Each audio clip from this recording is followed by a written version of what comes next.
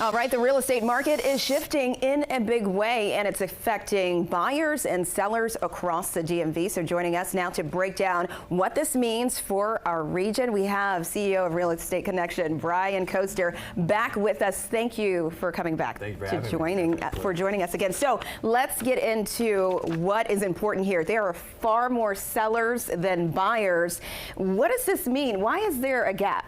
Yeah, so right now, I mean, for the first time since 2019, there's 1 million homes for sale in the U.S., right? That equates to about 500,000 more buyers than there are sellers, right? And what you're really starting to see is this shift in the market dynamic that we've all been kind of anticipating, we've all been sort of waiting for as prices have rose up.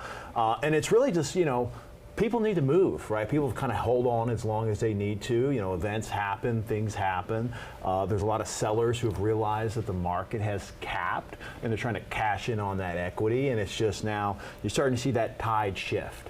And how is it being felt here in the DMV?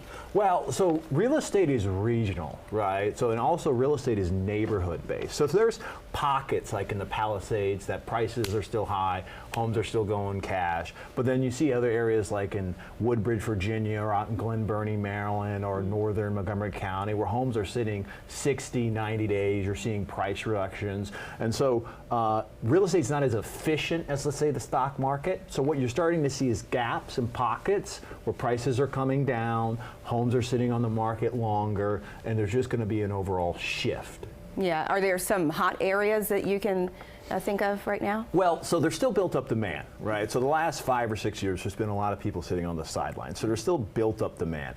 So your high demand areas like Bethesda, McLean, Potomac, those areas are still going to be doing okay. What happens is the kind of like support areas, the sister cities as I call them, is where prices start to come down and you start seeing opportunities. So your Burtonsvilles, your Columbias, your Fredericks, those are going to start seeing more declines as prices become more affordable. All right, and what about interest rates? So you're talking about prices. What should buyers and sellers keep in mind about affordability? So rates have, the feds have done an interesting job in the sense of they just want to see how this plays out. So they've kept rates relatively stable, even though basically everyone in the country is saying lower rates, lower rates, lower rates. I think what they're trying to get is the sellers to start listing more before they start lowering rates because it's just a healthier dynamic. So there is a lot of speculations that this next upcoming meeting would be a lower rate reduction, and it's much needed, and I think it'll be the little push that the market needs to kick things into gear. Yeah, okay, we all need that push. And this is a really quick, if you can give me a quick answer, we've been seeing reports about the average age of home buyers. Yeah. That's going up now. It's going up to about 50. Why is that? Yeah, people are living longer, having kids later, and buying homes later.